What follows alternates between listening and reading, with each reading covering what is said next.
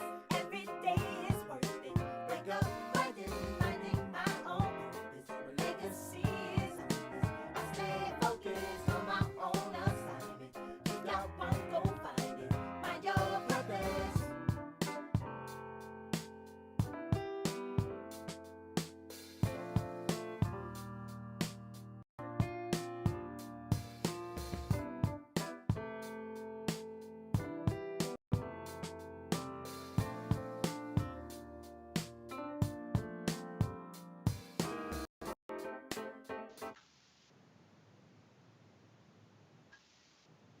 Hi, and welcome to the Minding My Own Purpose podcast with your host, me, Cherie Patrice. Come on in the creative room, everybody. Grab a friend, tag someone, tag a creative, and let them know that the Minding My Own Purpose podcast is on.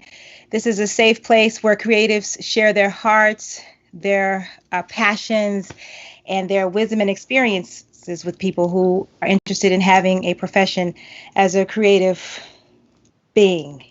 All right, so today we have a great podcast coming up for you. This is episode 5, but I just want to touch a little bit on what's happening today.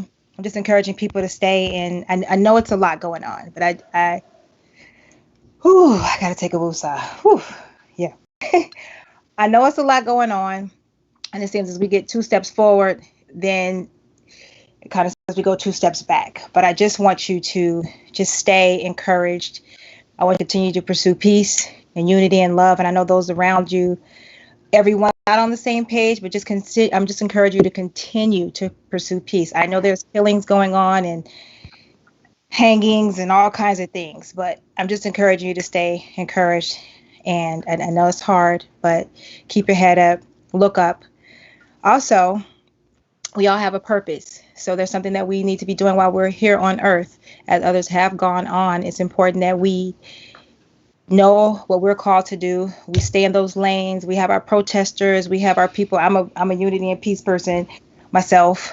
We have a whole slew of creatives, which is what I believe that music makes the world go round. So this is what this is about. It's for a platform for creatives just to take a break and just share their gifts, their experiences. I think it'll be good for us just to take a break for a minute because there's so much going on social media right now, and I just wanted to just extend a positive platform to you all. So come on in, take a woosah. All right. Okay, so if you've missed episodes 1, 2, 3, and 4, you can catch them on my Cherie Patrice YouTube channel. I would love for you all to subscribe to that channel.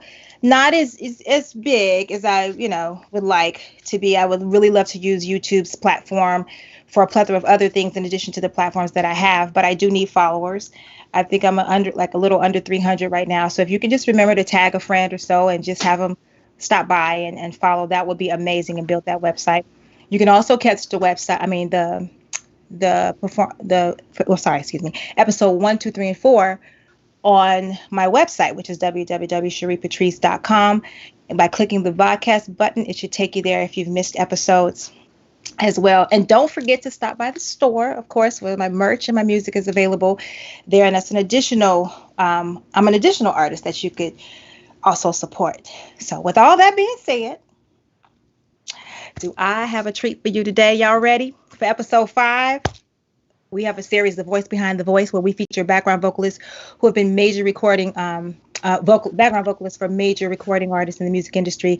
And today's guest, let me tell you right now, babies, y'all need to get ready. She's an actress, a coach, worship leader. Wait, let's start again. An actress, a vocal coach, okay, worship leader, vocal director, one of gospel music's most prestigious voices. Let's be clear, baby. This baby sings down, up, around, a force to be reckoned with. Ladies and gentlemen, welcome to the creative room, Melanie Daniels Walker. Come on in the creative room, baby love. Yay! Hey, Birthday! I'm sorry, we've been saying that for how many years? Like 50. It's almost 20. 20, 20, 30, somewhere there. That's the word. Birthday! That's hello. That's Merry Christmas. That's all of the All of it. above. All of it. Yeah. I'm so excited to have you today. I'm so glad to be here. Come on in the room. I'm in the room. Sorry. Oh my gosh. All right. We should tell the people how we met. I know that in the future I'm going to have guests that I Uh-huh. know that which is coming up, but I have to put my peoples on first. Okay. Right. And so Right. I'll explain a little bit of our history. We met at the Mariah Carey tour. I think Right. she was making her debut of her new I think it was the Butterfly. Was it Butterfly album? I don't even know. Yeah. Butterfly. But 9/11 happened and we met at the tribute. So Yeah. she got a clip of it. Actually, that weekend, because that was a Monday. Mm-hmm. Um, that weekend, I had just finished up doing a 2-week rehearsal and performance with Michael Jackson for CBS for Mm-hmm. Come on now. his 30th anniversary Come on. thing for his solo stuff. So we were filming in Madison Square Garden, Mm. September 7th and September 10th. The night of the 10th, I drove into the city and I parked, and I literally took the route from Long Island because that's where I'm from. Long Island. Okay. Long Island. Yep. I got a good And New York accent. I took the route coming through Brooklyn, and I took the Brooklyn Bridge, and I'm looking at the towers like, wow, those are really pretty. I should go in there one day. Oh. This was on September 10th Oh. that I said this to myself. Parked that night, sang, did the whole gig. Incredible, amazing. Usher, Maya, Whitney Houston, everybody you could think of was in this performance, along with Mr. Jackson himself and his brothers. The Jackson Five were there as well. Mm-hmm. That night, got through with the gig, went got something to eat, came home. That next morning, I was awakened by the news of a plane going into the second tower, Ciao. and I wept Right. like somebody had hit me upside the head. It was crazy. It was crazy. Yeah. Well, I happen to be in Jersey. Wow. And what's crazy is I was on tour with Kenny Lattimore, and I work with Babyface, but they were on tour together. Right. So they had booked our flights, and then they did a last minute change. We took a red eye out instead of leaving that morning. We were going to go into New York. Girl, baby, listen. We were going Let to me go tell you what God will do. Won't he do that? Okay. Mm. But I remember the band being really upset because we all had our plans. I knew people out there, Ray, and, I just wanted to go and get to Times Square and do my little thing, go shopping and all that stuff. So I had the whole weekend all planned out. And, girl, so we had to go in early. We packed and we got on the red eye, and then they moved our hotels and everything out of Manhattan into Jersey. Wow. I was Superman because I didn't know nobody in Jersey. I was like, right. So I got a call from a friend that morning because we got in really late, and they were like, "Have you saw the news?" And I was like, "No. What's going on? Are you okay?" I'm like, "I'm fine." So I said, "Well," I turned on the news and I was like, "Okay." So I think from my hotel, wherever I was staying, there's a river or something where the Statue of Liberty is. I East could see side, Hudson River. Yeah, I could see the towers. And I literally saw the plane going into the second, and I was like, wait, what is this? Is this a movie? Like, what's happening? Right. I'm sitting there watching it just go. I'm looking at the news, and I'm looking at the window, out the window, the news and the window, and I'm like, wait, what is happening? And I just remember this devastation coming over. Like, wow, what are we gonna do? So everything was shut down. Babyface and Kenny were stuck down in Madison Square because their hotels were there. But by the grace of God, they made it back. And I remember the whole band just being super relieved. So that was a lot. That was a lot. Yeah. So Lot. They shut the planes down. So we ended up, they told us, we got a limo service to get everybody home. We was like, yeah, okay. Child, the baby showed up with the white van. Because all of the girl, it was all, everything was gone. So it took us 3 days on the road to get home. And I had a family to get back to. Oh my Right. gosh, it was just, the half of the I think I was the only female on the tour, which was really hard. It was very Right. hard. So everybody was just really anxious to get home. We made it Yeah. back. So that was my tribute story. I remember. Oh, the funny part was coming out of the hotel when we were leaving. Babyface had a bus. He had his hoes. Everybody, I knew the band was like, "Come on, Cherie." I was like, "No, I can't. I have to go with my band." We're on the tour together, Right. but we're two separate bands. So I didn't ride with the face bus. I got in the white van. Man. Right. Yeah. So Being loyal. being loyal. So it was just Yep. great getting back to when they called come in to the gig. That's when I first met you, and you were just, Right. you were there. Mel is the most like nonchalant singing fool I know. I had to be being around Mariah, the just the celebrity that surrounded her. Mhm. I had to be level headed because if I fanned out, I wouldn't have got no work done. We didn't know each other yet. Right, but we knew of each other. Knew of each other, and then Randy pulled me and Charlotte in on this gig because I don't think the singers like Trey and No, Mary. they wouldn't fly. Right, it was They crazy. wouldn't Like fly. the whole industry was shut down, and I think the industry Marianne was and I were the only ones on that flight from New York that would come to sing with her. right, right, yeah. And I sat next to a woman that had escaped the towers, and she was a wreck for 6 hours. First of all, Every bump of turbulence, that one was jumping out of her skin. yeah. It's And it's I was just took a long and time. literally I was sitting there going, God, please give her peace. Yes. Please give her peace. I know she is shaken up right now because it was like October 15th, literally like a month and 4 days after. And I was like, God, please give her peace. I didn't even know this woman from a can of paint, but I'm praying that God gives her peace because she Yes. was so shaken. It was like she'd experienced PTSD, which we all had. We all had, yep. we had collective PTSD Yep. from watching It's the true. news, It's so like true. we're experiencing now. Yeah, and I remember having that experience. I went to New York when we had the big earthquake in '94. And I came into New York for the first time, and I still had to sleep with the lights on because I was just that shaken. Yeah. So, yeah, love New York. So we went to, let's see, we did the Christmas special after that. That was fun. Right. We went to the movies because Glitter had dropped. It was Glitter, not Butterfly. Right. It was Right. Glitter. We went to the movies together to see a screening of Glitter. I remember that. That was hilarious. And you you're the one that taught me not to fan out.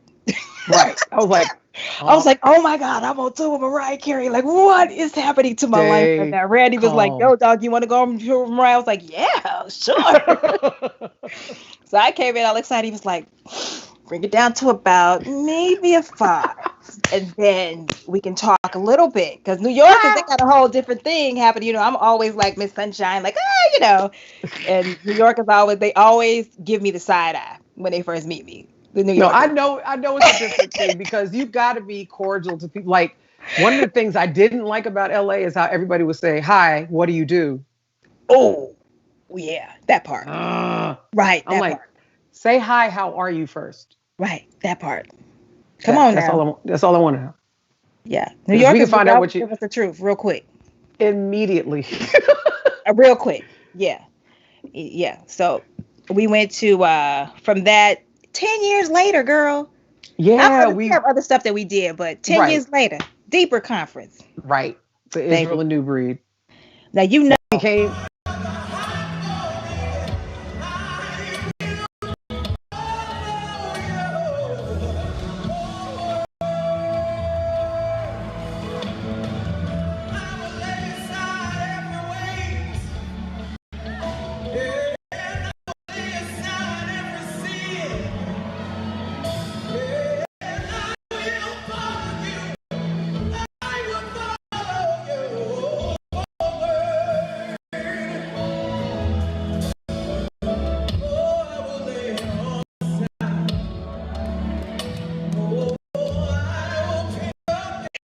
But let's get into this mic toss, baby. We was not ready. I was not ready.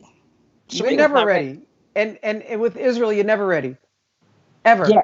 Well, we got a footage of the mic toss. Let her roll. You just went off? Oh, I didn't. We talked all the way through that. I'm sorry, people. We done talked all over the thing. I'm so sorry. Do we play it again or did y'all hear Can it? you? I don't know. I don't know. I need you to hear your.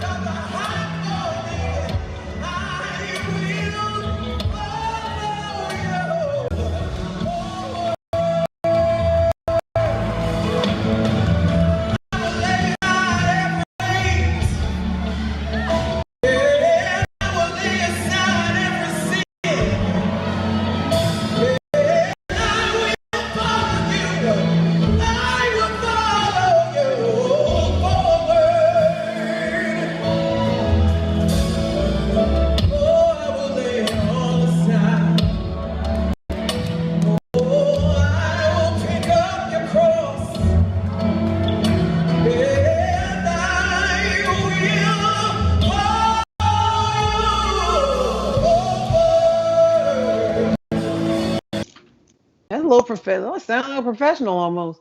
Prophetic. Prophetic. Bless him. Bless the Lord, all ye people. Come on.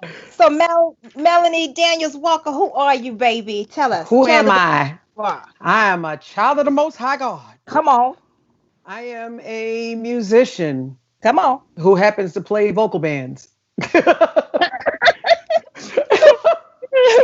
love it. But I say that because a lot of singers don't consider themselves musicians. Oh no, And we baby. are, because Come we on. have to be, especially being background singers, we have to be involved with everything that's happening and make sure that we're communicating properly with each other, supporting the principle. So I consider myself a vocal musician Good. and a teacher, a preacher, Come an on. encourager. Yep. Come on. I try to Vocal love director, everybody. arranger. Come on, because I got the list. Don't play with me. I got you. Vocal director, singer, songwriter. Little Come on. something else, vocal arranger, all of that stuff. Yeah. All the things that you got to do when the moment calls upon it. You fill in where you get in where you fit in. Very fit You in. know, I love it. and like I was talking with your engineer dude, is like necessity is the mother of invention, mother Yeah. of invention. So there's certain things that I didn't know I could do until I had to do them. I was like, oh, okay, yeah. Wait, So we're gonna do that. Did you say engineer dude? Back up on that, baby. That's my husband. Hi, baby. The engineer dude. Now He's introduce engineer dude hat. Oh, child. Not Brown. Meet my girl, Mr. Mel. Brown. Yeah, Mr. Brown. I call him. Child. Okay, So let me you the quit. engineer tonight. You hubby when we hang up. So yeah. Come on now. Well, he hubby all the time. So come on. All right. I love it. I love it. I'm messing with you. Yeah. So look, you got to tell me a little bit about the David Gates Love, Peace, and Joy Singers. That That's is that a group. beginning. That is a group I started singing with when I was 18. I used to, Long Island. It's long, but it's a small community at the same time, especially among African American, because Long Island happens to be one of the most segregated areas in the United States, and there are pockets in Long Island of African American people where we live, where we have our own businesses and where we work together and live together and go to work for everybody else. But the church community is a small knit, tight knit community, and I was singing with a choir, singing with another group, sang at David's church. He invited me to come sing with his group, so I kept singing with that other group and with David. Okay. And then I was minister of music at my church and going to college at the same time. Which college? And then Five Towns College in New York.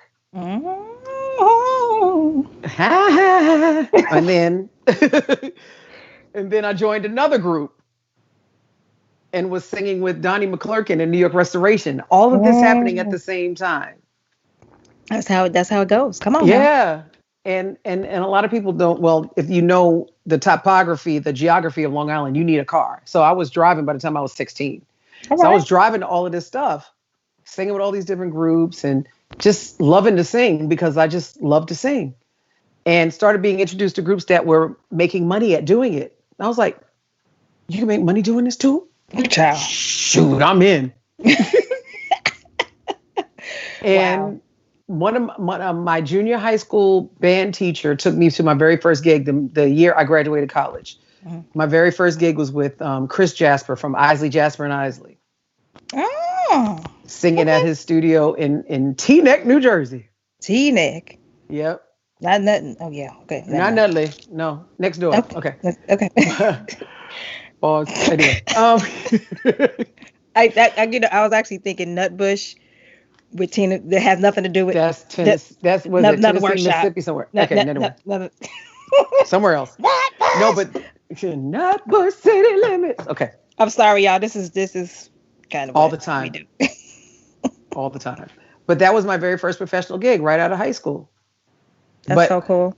it's funny. My sister reminds me. She says, "You know that you've been training for this since you were like 3 years old." Yes, ma'am. She said, "By the time you were 18, you were already 15 years in singing." I was like, "You're right." Yeah. Yeah. Sitting under the female musicians that were at my church with all the different groups. And, so by the time I got to my first professional gig, Mhm. I was able to produce Come on. because of the rehearsal regimen that I had developed, because of the memorization that I had developed. At that point, I still had limited music knowledge, technology wise, technical Hmm. terminology wise, but I was still learning. So I was a sponge. And people like, wow, you're fast. You've never done this before? I'm like, nope. Right. But prior to that, I was singing in people's bathrooms, in the bathtub with a microphone, Yeah. and then The singing greatest into their acoustics clothes ever. in the closet Greatest because acoustics ever. they wanted to do a dampening sound. So I'm singing into clothes in the closet. I mean, all Yep. The good that's the old way I clothes. came Did up the eight doing. attitude. Eight at. Yeah. That's a little later on down the road. So you had your so let's talk about a little bit about oh Lord. I need a woosah. All right, here we go. Let's talk a little bit about Greater Allen Cathedral, My which home is church. My pastor is Floyd and Elaine Flake, come on now. South Jamaica, Queens. Come on now. Greater Allen AME Cathedral of New York. And I've been there actually the last 16 years as one of the praise and worship leaders and assistant to choir director. So I'm not a minister of music there. Hmm. I go in, I'm a part of the team, which I absolutely love because that's what background singers do. We're a That's part what of we the do. team, Yep. so I'm fitting right on in and I love it. Of course, it's going to have challenges. Of course, there's going to be ups and downs. But, that's just the way life is. Yeah, it And is. you roll with it and you work with it and you excel in spite of it Yes. Very because it's good. where your heart is. That's right. That's right. There's a scripture in the Bible that says where the heart, what is it? Out of the abundance of the heart, the The mouth mouth speaks, speaks. and where Yes. your treasure is where your That's heart the heart is. is. Yes. It's very good. Yep. So, and since then, people come to me. The only audition I ever had, well, it was like a mock audition, was for Tyler Perry because he Right. just wanted the people to come in. He wanted his staff to hear me. Yeah, girl, why would he not? I Hello. was like, wow, Before a great man, huh? Won't he do won't he do it it? So all the time? well, let me tell you what he did. What else he did with this clip? We got to use with John P. Key. Oh Come my on and home play that church. over at Greater Allen Cathedral. Right as you bless. New York, I need a representative. I need a woman that can show enough sing. Y'all send me somebody that can sing. Don't send me nobody that can't sing.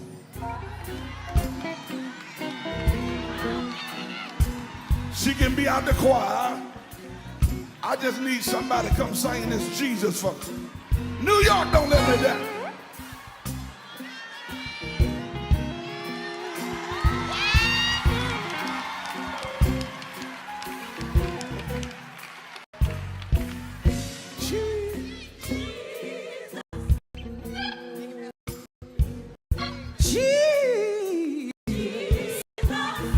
Rock in a weary land, Jesus. Shelter in time of storm, Jesus.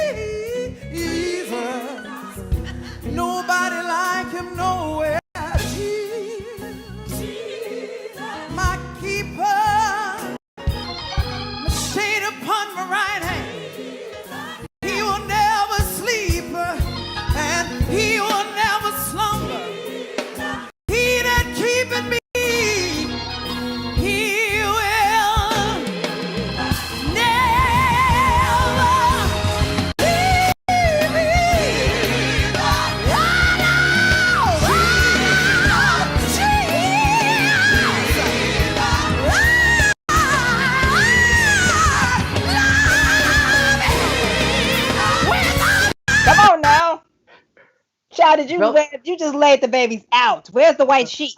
I had some sleep. I felt like saying, Your help came. Your help came. You bought help Well, for yes. everybody else too. Come on now, you wear them warm. well, yes. Your range is like this. Okay. It's just okay. Yeah, that's a lot of practice, exercise, Child. vocal exercises and stuff. But I think I'm gonna come to you for vocal coaching. I need to be some vocal coaching. I help other people, but I need my new help for 50 cents, amen. Look, I'm getting vocal lessons too. Don't even play. Shoot. Child. That's another thing. You got to keep it moving. You got to keep learning. You don't stop. About it? Can we talk about it? Don't stop. We never But arrive. yet, that's never. Never arrive. Never arrive. That's a lot of practice, a lot of exercise, a lot of singing. What the kids call now shed. Shedding, but see me shedding here in the house, Driving everybody nuts. Everybody nuts. And then I put on the Hawkins singers today and was just singing up in the riffs, trying to see if I can get up in there. Right. My kids were like, "You acting like Granny," and I'm like, "I'm totally acting like my mom with the gospel, the old school gospel music on, just going completely in." Yes. But, child, music industry. We got to talk a little bit about that before. Yeah. Because of course, obviously, you're not new to the industry. Right. You've appeared on major talk shows. I got a list of them. Oprah Winfrey, the World Music Awards in Monaco, the WH1 Diva tributes to Aretha Franklin and Diana Ross, which we got to pause there a little bit. VH1, that was amazing. Come on now. That was, now let's see, the guests on the show were Destiny's Child. Michelle had just joined. So it's the new trio of Destiny's Child. Wait a minute. I was there with you. Yes, you was, lady. That's the picture from I was there because we were sitting right in front of were. Beyonce, right? Mm-hmm. And Beyonce does a horror, so she was just staring at you as she was staring at me, and she just sat there like this, though. Yep, she was watching us because she cut her teeth on the Brandy stuff, and she cut her teeth on the Mariah stuff. Right, and then also they all accosted me, literally. All three of Destiny Child accosted me. They're like, "You're the alto from Kim Burrell's live record." Yeah, Kim Burrell was like very hot in that 2002. What? We did that record in 01. We did that record in 2000. November 2000. Is that Everlasting? Which one? No, the live in Memphis one. Oh, baby. Yeah, that's a lot. Ooh. Mm-hmm. Like, I still come across musicians that were at that recording like, "Oh my God, that was the best thing ever." Wow. Like, oh gosh. I'm laughing at this tribute. I thought we did the VMA Awards. No. That was the VH1 Divas. Child, how did we miss that? How did I miss that? I need to put that on my discography. Yes, you do. Okay. Wow. So Kim Burrell, Grammy Awards. Mm-hmm. Honeydew list. Add that onto her discography, please. Honeydew list. Okay.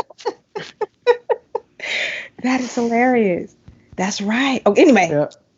I think I need to be a guest on your own show. Maybe on 10. Hello. Interview yourself. We'll get there. Grammy Awards, American Music Awards, Lady of Soul Awards. Which is the greatest memory for you? Lady of Soul Awards was kind of special because that night I double gigged with Mariah Carey and Karen Clark Sheard. Ooh. In one show. Ooh, this is so juicy. Ain't that crazy? Child. I was sitting in the audience they were doing the sound check, and I'm sitting there just chilling, waiting, because I was waiting in between. We had done Mariah Carey sound check, so I was waiting for Karen Clark Sheard's sound check, and I'm sitting in the audience, and I see this guy in my peripheral coming to my left, and I was like, who? Maxwell. Oh, just plopped down next to me, and I was like, "Oh my gosh, hi." Right. And he's like, "I know you." I'm like, "Excuse me?" Everybody does, Melanie. Hello. I had no clue. He said, "I used to come to Nell's. I used to host at a club called Nell's in New York City on 14th Street. And he used to come in there and watch us sing." I had no clue. No, I'm shaking my head because I have to get in on this little Maxwell story. Yeah. I have to. Because it is the most embarrassing thing in the world. Okay, so we were working on my record in Mhm. New York. We were finishing up. At that time, I worked on Brandy's record and Tony Braxton's record. I think it's Tony's second one, The Heat. Brandy's first album. Brandy's album had just released, and they had just released Baby. Right. So I was signed with Rondor Music Publishing, and there was a guy there named Eric. I know he worked there. He was like, I got this guy, he loves your stuff. And I was like, okay, cool. His name is Maxwell. I was like, okay, cool. Didn't even think anything about it. So I come to New York, and they said that he like knew all of the songs and stuff that I kept writing. But there's this guy sitting in the session. Howie T is there, and we're working on the stuff, whole session. And I was just kind of having a hard day. So I was really frustrated. I promise you, I was not trying to be a diva. But now that I'm telling the story, it was like, oh, Cherie, you were so being Aretha Franklin right now. I was like, okay, everybody out. I wanted them everybody out moments because I could not get one line, right? And so so the guy got up and he, went on out. And I'd asked Howie, like, who's the guy? And I thought that was his guest. He goes, oh, I thought that was your guest. So the guy comes on out of the room and he walks over to me and he grabs my hand and he kisses my hand and say, hi, Cherie, nice to meet you. And did he tell me his name then?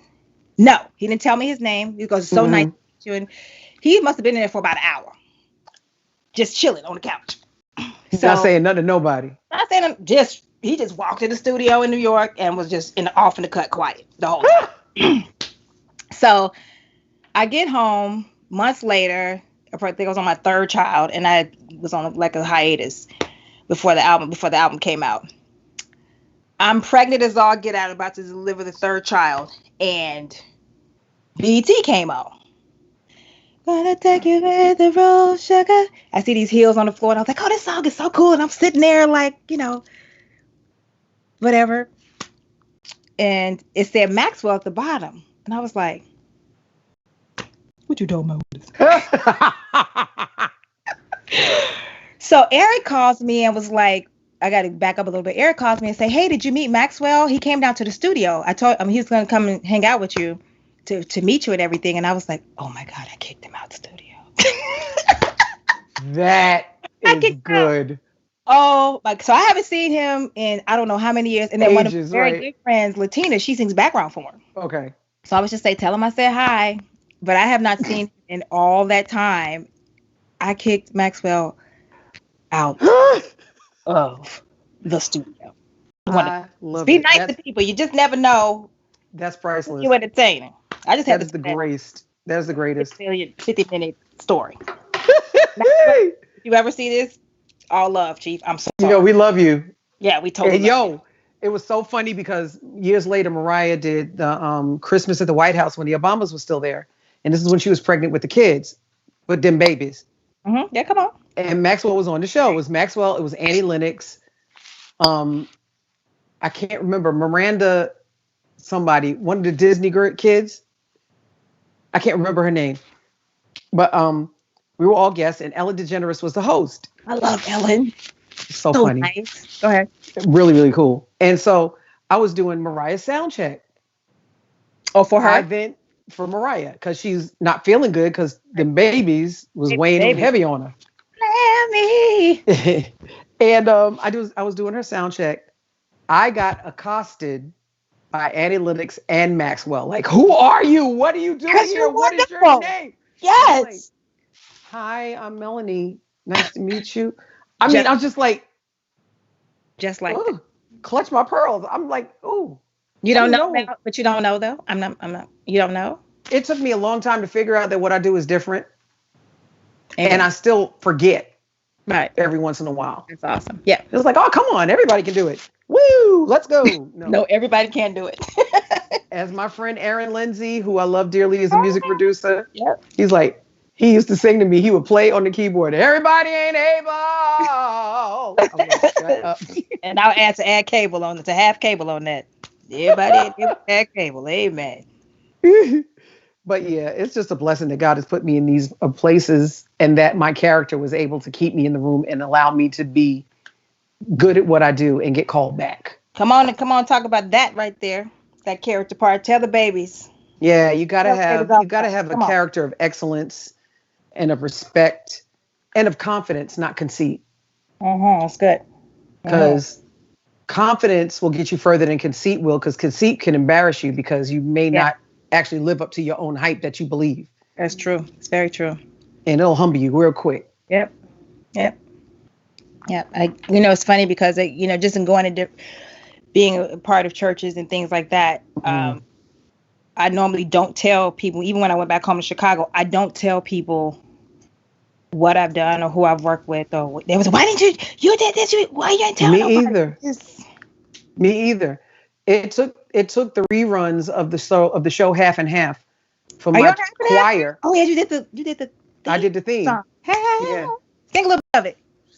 Come on. Through this journey of discovery, Yes. in finding you and finding me. Yeah, so I co-wrote that with my friend Natalie Walker, and I did all the vocals. So you wrote it too. Yeah. That's the good part. The good being mad. I love SAG and AFTRA, and I love ASCAP. Come on now. Bless him. Come on, residual checks. Bless him. Y'all want to write, people. Well, I think the new generation got that much. Yeah, they do. I'm so glad about it. I breathed in the room. I need 10%. And by law and by the rules on the book, they can get it. They know. The babies know how to get the money. Yep. So you got Mariah Carey, John P. Key, gospel. Let's run it down. You got Price Sisters, Kimberell, Walter, Edwin, Walter and Edwin Hawkins, which I love to park, but we have been going completely in. Donald Lawrence, Karen Clark Sheard, Marvin Winans, Daryl Coley, Fred Hammond, Shirley Andre Caesar. Crouch.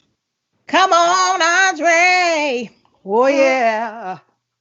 Yes, Andre. Yeah, got the honor of working with him before he passed on 2 projects. Wait, did you do the last one? I did The Mighty Wind, and I did the it's not anthology. What is it called? Like this drama. Yeah, like Say Amen. The live thing that he did, I did overdubs on those. Nice. I wasn't at the performance, but I did the overdubs. So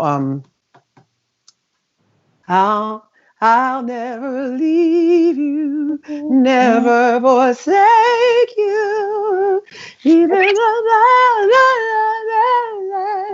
baby. That's Crystal Martin too while we here. Talking about fan out completely. Fan club. Marvin Winans? Him too. But I'm talking about Crystal Martin. God Almighty. We literally had Tata Vega. Tata Vega changed my life. Baby. She was the first woman as a background singer. Yep. She's the first woman that I recognized that used her entire range. Because when I first heard "Oh, It Is Jesus," I was like, "Who's that dude?" And then I was like, "Wait, Jesus." Because in the beginning she goes, "Oh, oh," and I was like, "Thank you, Jesus." What you're not gonna do is run me off of my own show. That's what you're not gonna do. I'm gonna need you not to worry, my Jerry curl, as Trina Broussard. And don't hurt it. That's what I say. Don't hurt my Jerry. Oh my God. Do not hurt my Jerry. Tata Vega changed my life. Anne McCrary. The McCrary's, yes. Come on now. Oh my gosh. Howard Smith. The whole family. All of them. They changed my life. Yep. Awesome. Every Hawkins, every last one of them, and everybody sang with them. Brenda Roy, Yvette Flunda, all that were adopted into the family. You might as well. Changed my life. Come on now. Changed my life. We love you, Lynette. I just wanted to say that just because. And we love Tremaine. All day. I'm partial to both, but I think I was more partial. Well, I can't say. I when I discovered that I couldn't be just like Tremaine because of melanin, I vocally. Can I drink my coffee? I'm sorry. Just kidding. Vocally, Tremaine is mama. Vocally, Lynette is mama. But I was just listening to Lynette right now, trying to sing with her in the shower. Right. First of all, it's a challenge. That middle range, right? Don't drown yourself. I was hitting it before, but she ain't sung in a minute. So I was just like, I just wanted to go gospel. And I was singing with her and I was like, dang, I had to just stop, go, dang, lady. Really? I mean, are you even real? Right. But that was her brothers used to drive her. They used to push her to be the best that she was. She is. Yep. So what do you say about when I got a chance to meet her? She literally told me I don't sing anymore. Yeah, she preaches now. She's Yeah. just preaching and doing like praise and worship at the church. But for some reason now that I'm older, I'm okay with that. I could never Yeah. stopping, but just there's so many different purposes in our life. Like our singing, our gift is sometimes different from our purpose that we Right. learned over time. But I'm learning now. Yeah. right, it's a good place, right? Yeah, it is. It really is. I mean, I'm transitioning from being on stage to now wanting to get into the education side of it.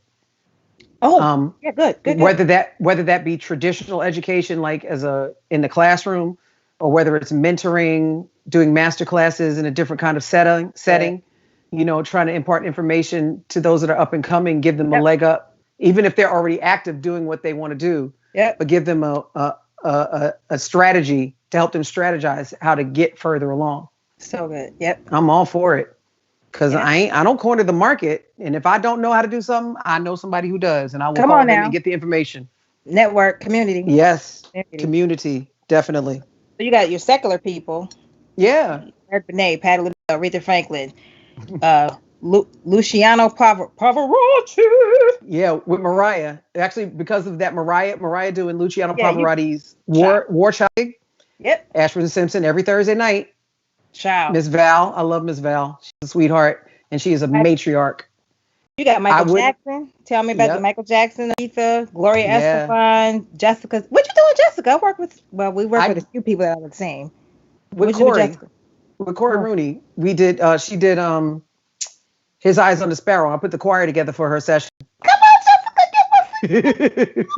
I didn't know she was giving us a little bit of that. A little something gospel. Come on now. She's a preacher's kid. A lot of people don't know that. You got to send me some shoes, though. Right. And a couple of purse and a dress. Every time I pick up a pair of shoes and I love them, I look on the inside and it's Jessica Simpson. I ain't mad at her. I met her. Oh, I met her when she was 15, when she just started, just starting to get into the business. Yeah. So I kind of like mentored her in the very beginning, and ended up doing background on a couple of her records. Yeah. So which one did you do? The first one? I did the first one. No, I didn't do the first one. It was the last one she recorded, actually, with when she was still on Sony. Ah. Okay. Yeah. All right. We did Sweet Kisses, the demo. I remember the demo to that. Yeah. Oh, Speaking of Sony, Mark Anthony was another one. Yep. Come on. CeCe covered No One. I was on the original. CeCe Mark who? Anthony. CeCe Winans. Oh. Come on now. Mm-hmm. So I did the original with Mark Anthony, and she took that arrangement and redid the whole thing. What? So I helped do the arrangement for that song. So did you get your credit? I don't remember. I have the liner notes. I don't know. I've done so many things that I'm not getting credit for. How many things have we done stuff we didn't get credit for? Only one. If we're being completely honest, it was like when I was on a Fantasia record. I was like, okay, really? Are you? My heart was so. I think I probably took a year off because I don't think. Wow. I don't think producers know how much that your credit is like. It's we come from work. That's your work. So and that's your heart. So I think I'm gonna have to do a show. We got George Michael. That was one of my first gigs. That was the first time I ever heard a Black British man speak, and I would love. Anyway, go ahead. Okay, we'll come back and visit. Okay. CeCe Music Factory. That was because of Dave Morales and David Cole and or Robert Clavillis. They did some early remixes for Mariah. And David Cole actually was on the MTV Unplugged special playing the piano. The redhead black man. Come on now. The redhead black man. The redhead black man. God rest his soul. He was a sweetheart. Who? David Cole. He passed away. Oh, back that's in the right. Yeah, 90s. Yeah. freckles in the freckles guy. Yep. Freckles. Freckles and red hair. He was a red bone, real red bone. Yeah, he was. God rest his soul. Yeah. Rest in heaven. Yep. Michael Bolton. Michael Bolton did a couple of records with him in his studio in Westport, far from me. It was me, Marianne Trey Lorenz, Marianne Tatum, Hey, Tatum. Marianne Tatum Tots, and Trey Lorenz. Yeah, we got to get them on here too. Yes. That's gonna be fun. So that was a fun session. So you got a lot of people, that you work with gospel and secular. Tell me how you transitioned, or a lot of us in that era, not so much today, but we struggled with singing in the church and singing in secular. How did you do the two and not feel guilty? And how did you? I don't even know if you feel guilty. I'm not gonna put my stuff on you. No, I didn't feel guilty. I was ridiculed by some pretty prominent people in the gospel world, but I was so confident in my relationship with God that I was like, why are you mad at me for my assignment? Is it because you can't be trusted? And I really did say that. Let me wait. I need to take a sip. Oh no! Wait a minute. Wait, my Jerry curl is hurting. Spray a little activator, loosen it up.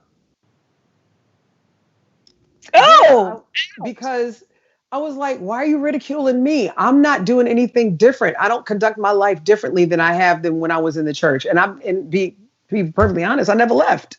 It's true. Every time I came home, I'm back at the church. Yeah.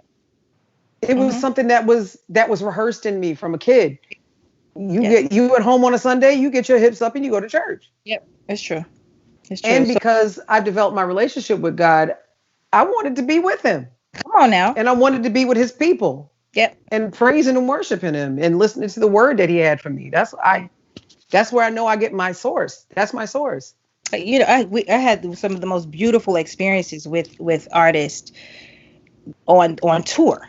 Like I would have prayer in my, hotel rooms or whatever. But I found, as I grew up in the industry, I found that there were more sincere people on tour that actually love God and actually didn't really go to church anymore. I know that's another workshop and another topic, but I found a lot of people love the Lord, and a lot of us had all come from church, and a lot of us had church hurt that we still hadn't dealt with, you know. But I didn't. What I really honestly did not know is that I really thought that all church people lived a certain way.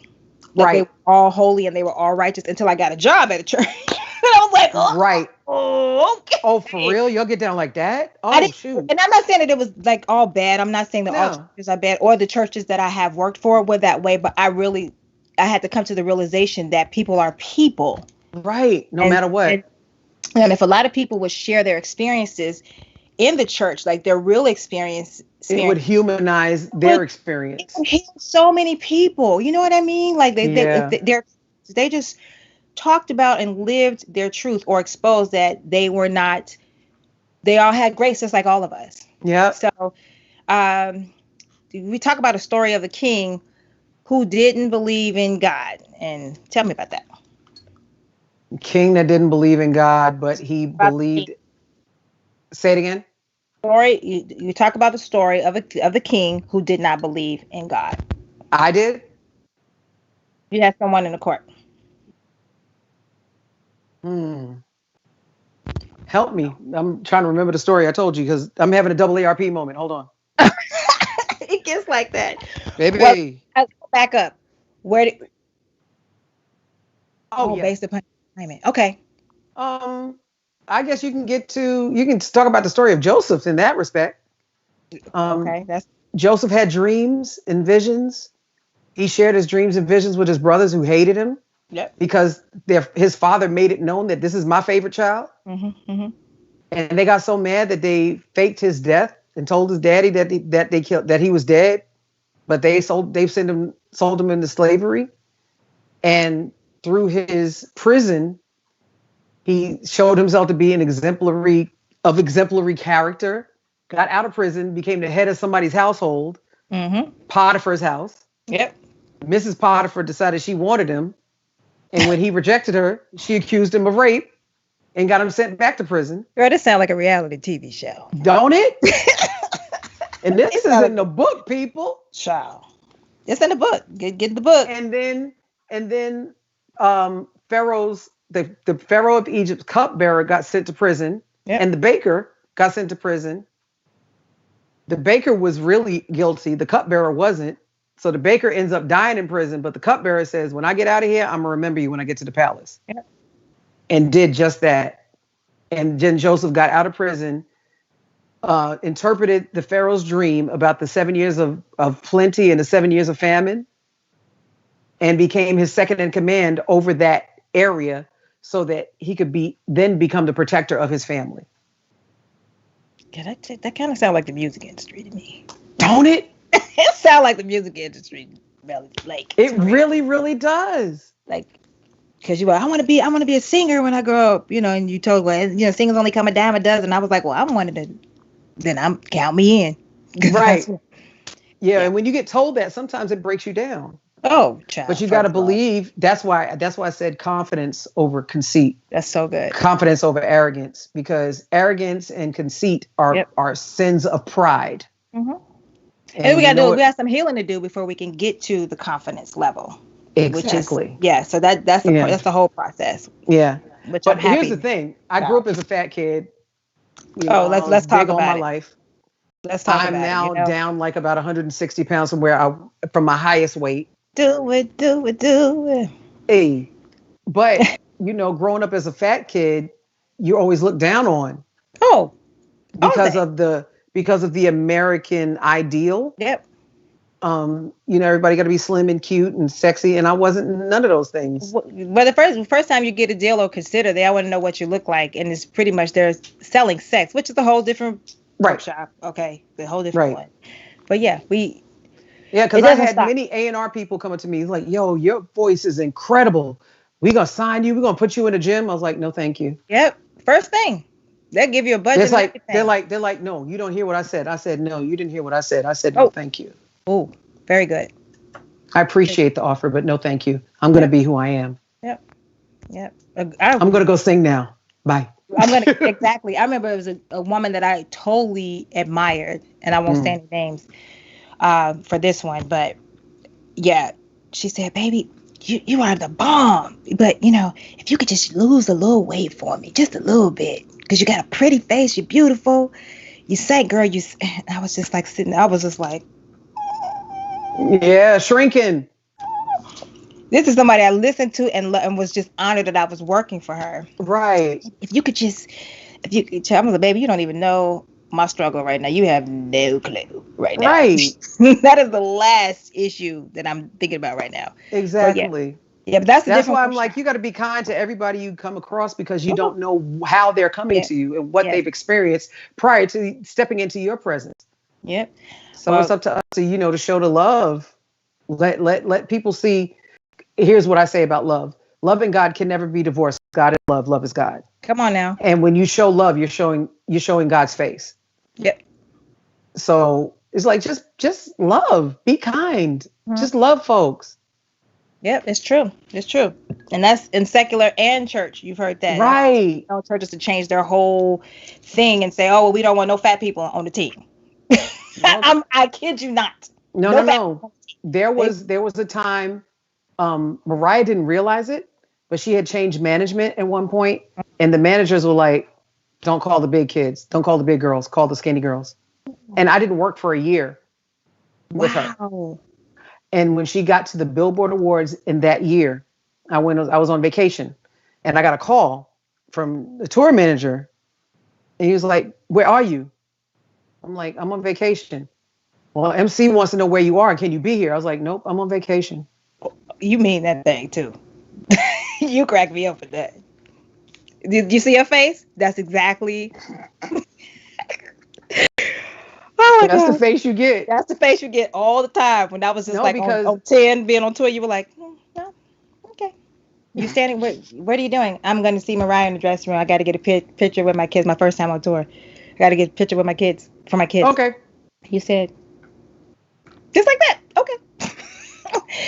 But girl, child, we could just go. I mean, we could totally. This could be a two-parter. I mean, two-part for real. You do have to come back. I do have just Oh, oh yes. We were just told to keep it going. Well, Ow. Well, let's touch a little bit on worship since yes. we are there. So you are a huge inspiration, especially in gospel. I want to know what worship does for you because I saw a post on your page that made me stop dead in my tracks. No Yeah. obedience equals no worship. Come on, Yeah. tell the babies about that. What does that Obedience mean? in every area of your life, even the ones that you closed off to God. Mm-hmm. Your heart, your body, your mind, your dark secrets. He knows all of that stuff anyway. Amen. And when we relinquish what we perceive to be control, which is really an illusion as far as a relationship to God is, we're not in control of nothing. He's in control all day, every day. And you can't worship in spirit and in truth unless you're obedient to God. So good. Yep. And unless you're clear in your approach to worship. Because if you're telling somebody else to follow you and you're not following God in obedience, how do you expect your people to follow you in worship? Oh, ouch. Well, Ah, mhm. that's what. So when I I saw need a that sip. post, Hold up, wait. right. So when I saw that post, that thing smacked me right in between the eyes. And Wow. that's why I reposted it. Very good. Very good. I I love it. mean, we expect as those of us that are worship leaders or even leaders in ministry or even leaders of a band or something, we expect people to follow, but leaders have to have had experience being followers and being obedient to instruction and direction. So if you're not obedient to instruction and direction, how do you expect to lead people effectively Come if on. you've never walked in their shoes for them to be obedient to an effective leader? Come on. Come on. Hard lesson. Yeah, whoa, Ouch. it's I a think you beast of a lesson. coming on a lot of people's blocks, knocking on the door. Yeah, Come I on mean, the block. Come on in on the and block. and anything that I say, it should convict me first, just like the word of God with preachers. Before they deliver the message, they have to be convicted by that word or chastised or corrected by that word before they So can good. deliver Yep. it. Yep. It's That's the awesome. same thing with praise and worship. Yep. You tell them folk to lift their hands and you don't practice at home, huh? Oh. Well, I would. Take a I'm out sip. of. I'm Somebody get us some tea. out of coffee. I'm out. Somebody get us some more coffee. My Jerry curl is Yeah. messed up. Yeah, I mean, most of our especially being the background singers, most of our career is us taking instruction and interpreting it effectively so that they get what they want out of it. Yep. You That's true. know, so if we don't follow well, we can never lead well. That's good. That's good. Yeah. I need your spirit. Child. So you got. Ain't do nothing without him. Okay, wait. It's kind of what we do. We just, you know. All right, so we're gonna talk about your new stuff. Yes. I Need Your Spirit, which is a new single. I mean, that's your single Yeah. that you can catch on iTunes. I love. All media platforms. You know, Go and you give know, your sister $1.29. Thank you. come on. Wait, that's another workshop for me. But I'll talk about that later. I don't sell singles for $1.29. That's another workshop. Okay. So, later. Yeah. Later. Okay. So we got new single out with Dave Morales. Yes. Baby, if you didn't have a remix with Dave Morales, in the You night, ain't you wasn't nobody. If you did not, If you didn't have a remix with Dave Morales, this is what people would say. Say my name. Say my name. Melanie Daniel Walker. Never heard of her if you didn't have a remix with Dave Morales. Look, Come on. we got it right here. Dave Morales alumni right there. Yeah, we talked about that earlier. That was a joke, and I had it right here. But anyway, let's see. You got that. You have that. That's one available on iTunes as well. He just did that one. There's I Need another Your single Spirit. that I did with him prior to that. Yeah, I Need Your Spirit is the song I did with Kenny Shelton out of Baltimore. He did a lot of with Jason and Jonathan Nelson. Amazing producer. Amazing producer. And I have another single with Morales called I Found Love. That's a couple of years ago, but yeah, that's another single. Dance music. Right. So you have I Need Your Spirit was done in honor of Daryl Coley. Yeah. Oh, In honor of Daryl Coley and Edwin, because they did the original leads on the song. yep. Edwin and Walter. Oh, yeah. Edwin and Walter arranged it. Yep. Willie, oh God, I can't recall his name. The guy that wrote it, he's from Connecticut. Huh. They're gonna kill me. I know his name is on the tip of my tongue and I can't say his last name. But he's from New Haven, Connecticut. Sorry, Bridgeport, Connecticut. Mm-hmm. And he wrote the song for Seminar. For the Music and Art Seminar. Edwin and Walter Music and Art Seminar. I love those. Love those. And it was on the Houston album. It was on the Houston album in 1986. Wow, 80. I have been listening to that song since 1986. So it's a part of my. It's just in the DNA. It's a part of my musical soundtrack, right? Yep. Awesome. And I was like, Daryl had passed, and I was like, dang, I wanted to do this before he passed. Mm-hmm. And Edwin was still living at that point, so I was like, I'm doing this in honor of him. He's been a mentor to me, a music daddy to me, so I wanted to do that to honor him and to honor Daryl's memory. So I did. Awesome. You got the Village Underground. Now, baby, I heard about the Village Underground. I was almost scared to go to New York because I was like, you got to sing down. That's funny. Now it's funny you'd be scared of that because a lot of people, it garnered that reputation. I don't know why. Because I would show up in jeans, Chuck Taylor All Stars, and a T-shirt, and tearing it up, and have fun. It was like a play date for me. I love it because that was Sunday. That was Sunday nights. Mm-hmm. So after I've been in church all day, so for me to go and let my hair down and be silly. Yep. You were excellent at it too. Excellent host. I had a ball. Yep. Had a ball. And through that, Tyler Perry, every time he came to New York City, would come to the Underground. Yep. It was because of Cheryl Pepsi Riley, who was my co-host and my sister. Yep. I love you, Shirley Pepsi Riley. Oh. And because of her, I met Tyler, and like literally, I would say no to him for like 10. I said no to him for 10 years. He would always try to get me into shows. You be meaning that thing like so. And I was like, he was like, I want you to come and be one of the plays. I'm like, I'm a singer. I'm not an actor. Right, that part. But you did do something. And then again, I did that face. I love the face. Oh, and then you go like this and walk off, and I'll be like, well, and walk away. What's she doing? But eventually, and actually in 2011, I said yes, and I did Aunt Bam's Place. Come on about the yes now. How much of a yes you saying now in 2020? Come on, I will say yes to whatever yes. God want me to do. Oh, yes, Lord. Yeah, and then 2012, the year following, we rehearsed for Medea Gets a Job, and I did that production as well. Amazing experiences, huh? Auntie Bam's Place. Bam's Place was first. Mm-hmm. That went straight to video. We didn't tour with that one.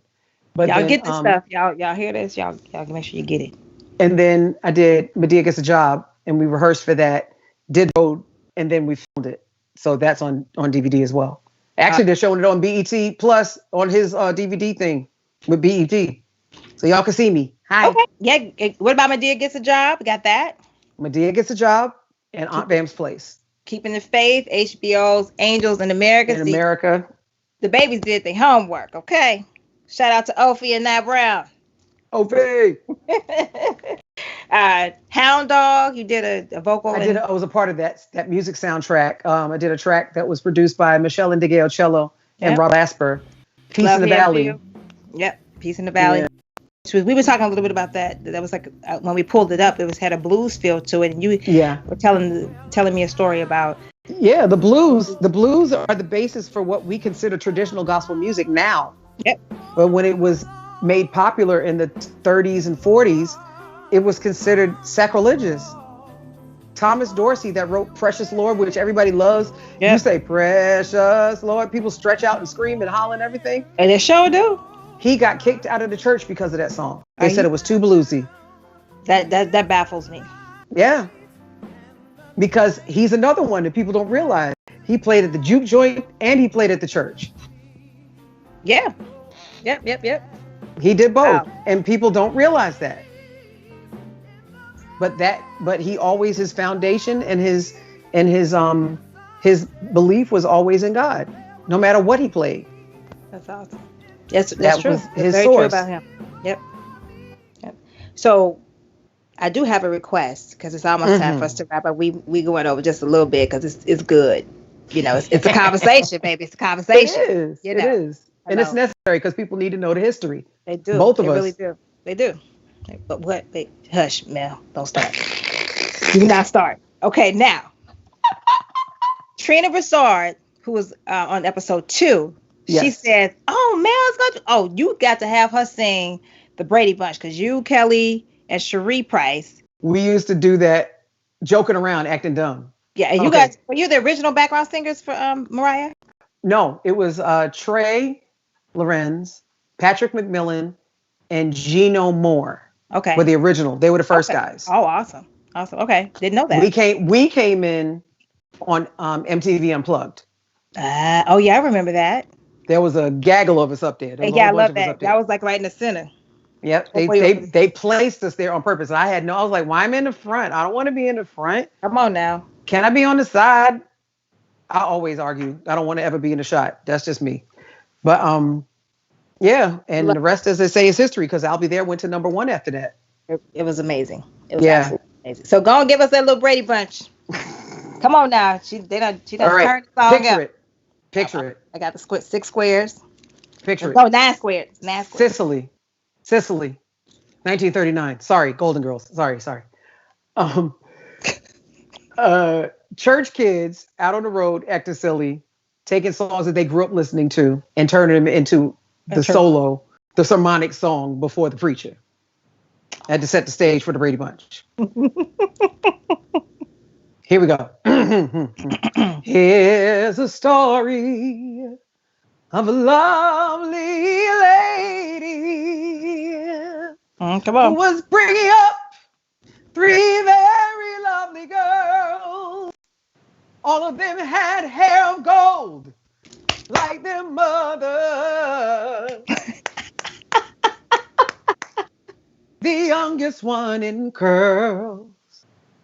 Here's a story of a man named Brady who was busy with 3 boys of his own. They were 4 men living all together, but they were all alone until the one day. Come on. Hey!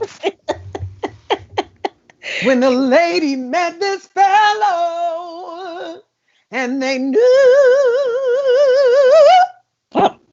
it was much more than a hunch that this group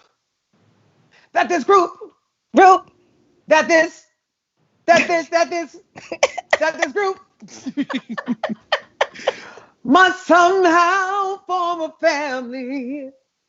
That's the way they all became the Brady Bunch. Oh, The Brady Bunch. Brady Bunch. The Brady Bunch. That's the way they became the Brady Bunch. Hallelujah. Hallelujah. Hallelujah. Hallelujah. I forgot I can't sing with because it's gonna be a delayed type thing, so I was like, bring it in. Lovely. Oh my gosh. Straight took us to church. And that's that good old school. That grit. Yes. And it's Yeah. good. Y'all actually did that like a 3-part harmony. So I imagined I just started laughing because I could imagine y'all on the tour bus being crazy. Being dumb. Yep. We would drive the engineers crazy. We would drive our production managers crazy. We were one time in the studio joking around so bad during the Christmas album. And the producer was like waiting for us to finish laughing and cracking jokes. Oh. And I turned to him, I was like, sir, if you don't press that red button, It's not nothing gonna will happen. get accomplished. It's not gonna happen. So I promise you, when the light comes on, we'll be ready. And I went and I did this.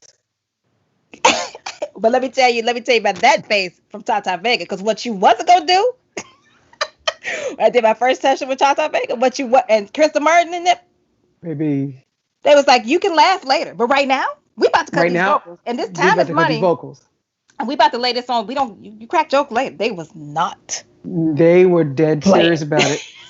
They gave me Dead the side serious eye real about it. quick. Let's cut it. But Well, I developed a system where I could laugh, crack joke, and be right on time when it's time for my part. yeah, I could. Yeah, I had a 2 minute ministry problem. You know, my pastor been trying to train me for the 2 minute testimony, and I'm not. Didn't not. work. Yeah, that's why Opie's like, hurry up, go to the. You better executive produce, Opie. I love it. Keep it in Oh my line. gosh, I'm working on my 2 minute ministry. That's why my post be like 4 minutes long. Just stay quiet. Baby, But just got before a whole you lot to go, say. I Yes. huh? Oh, favorites. Oh yeah. Well, we did talk about some favorites. We did talk Favorite about yeah. artist?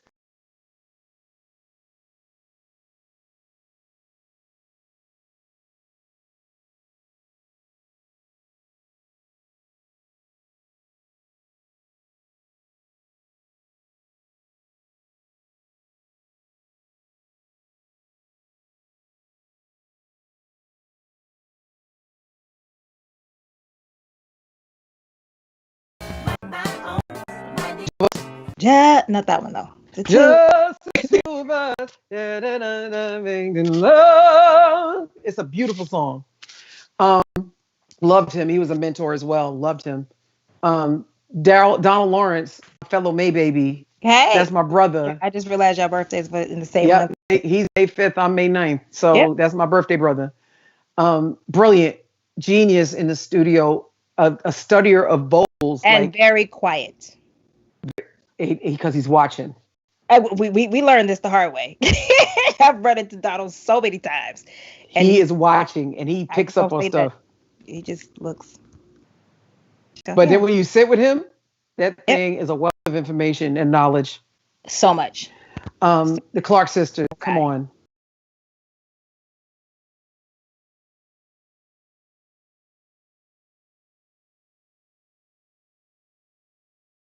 She's at 22. The girl's only 24 years old. She I is didn't realize that brilliant. either. Amazing. She is brilliant. And Plays picking up all kind keys, of plays instruments. guitar, plays bass. She Beautiful is so behind smart. glasses. Writes like a crazy woman Yeah, and amazing. knows exactly what she wants in the studio. I loved it. It was Yep. an amazing experience. Killing it. So give us So, give some of the new people some do's and don'ts, um, and some final words, some maybe some tips. yeah. Questions? Is anybody out there for questions? We could take that too, as you give us a little. Rehearsal is very necessary. I actually love rehearsal more than I I'm gonna love call you for performance. rehearsal. I'm gonna call I you. actually love rehearsal more than I love performance because you get to work out the kinks and work it out and get it perfected to where you don't have to second guess yourself in performance. Mm-hmm. So you're locked into how you're going to deliver, and you can be flexible depending upon how the performance moves, where you may need to change something, and you can do it at the drop of a hat, without thinking about it because you rehearsed well enough. So rehearsal is very necessary. Keep practicing your craft. Don't ever stop. Yep. Don't ever stop. Girl. Just because I had my turn 52 on my last birthday, I'm not stopping. I'm taking lessons. Birthday. Sorry. Birthday. It's an inside. But it's very necessary that you keep growing. I'm going back to school to get my bachelor. You don't stop growing. We don't stop growing. We do not. I want to stop move growing. into other fields where I can help mental health professional. Try to become a mental health professional to help my fellow creatives. Yes, and don't we need it, girl? Yes, Don't we need it? I know Yes. I need it. Yeah. And I want to speak to people, and I know the language, so they're more open to me. Will become more open to share their issues, their trials, and get it off of them so that they can be free of it and move forward in their lives. Yes. I So much want work. that. Yes. Yeah. Yes. I want And them to do the work and be victorious in doing the work. Yep. And it's funny because a lot of us don't know that we're broken because of the applause and the accolades. So that was Man, a huge lesson that I had to. I have a lot of people that help me Yeah. unpack those layers and get healing Yeah. from that. Yeah. and especially let's talk to our African American people. It's Come on. not taboo. Talk to somebody. Come on now. Tell them. Talk to somebody. Get it off of you. Church folks too. For real. especially church folk, because that's taboo. Oh, just pray. God will do it. You got to do the work. Faith without works is It's dead. How about dead. that? Move something. Come on, move something now. Yeah, I mean, we always saying like I said something a few days ago. Um, I'm getting ready to do a live on Father's Day, and Yeah. I got a lot of things to say. One of the things I'm going to say is while you're waiting, don't wait idly, wait actively. Because Oh, if you're that's so praying about good. something or you want to move into something and you don't prepare for it, Oh, yep. when it gets here, you don't have room You don't have for it to room. be set up in your So life good. Yep. because it's too cluttered. Yep. You got to So move good. some stuff out of the way. You got to prepare yourself to receive that thing. Yep. So So don't good. wait idly, wait actively. Yep. Um, Oh, so good.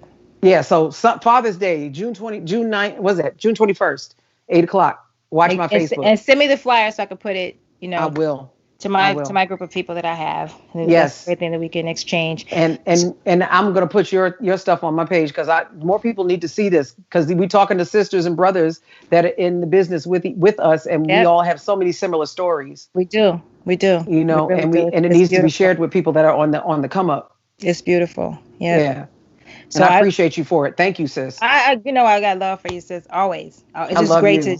It's almost like a reunion, just Yeah, connecting with our fellow industry people. yeah. But I want you all. I love you, Mel. I Love you. want you all to make sure that you support our guest. We have all of her music available on all social media platforms. Well, you follow her on all social media platforms. You can also get her music on Yep. all digital platforms.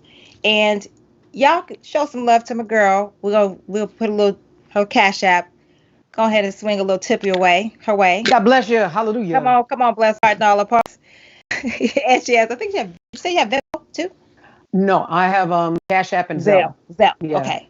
So the Zelle and Cash App is down there. Just, you know, be a Yeah, blessing. follow me. Mellow Sings on Instagram and Yes. Twitter. Yes. Melanie Awesome. Daniels Walker on Facebook. Follow me, see what I'm doing. Keep your Please. eyes open. Support. Let's support each other. Any Yes. singers that are or musicians that are and Yes. musicians that are watching, Yes. let's support one another. That We would all be we awesome. got. Yeah, we are. So we're gonna. I didn't get a chance to get to the questions. This is the first segment I think I've had that I didn't answer questions. You can answer them, and Mel will go in there and answer if just Yep. right. Even if it plays later, just Yep. put some questions down there, and I always remind my guests to go in and have a conversation.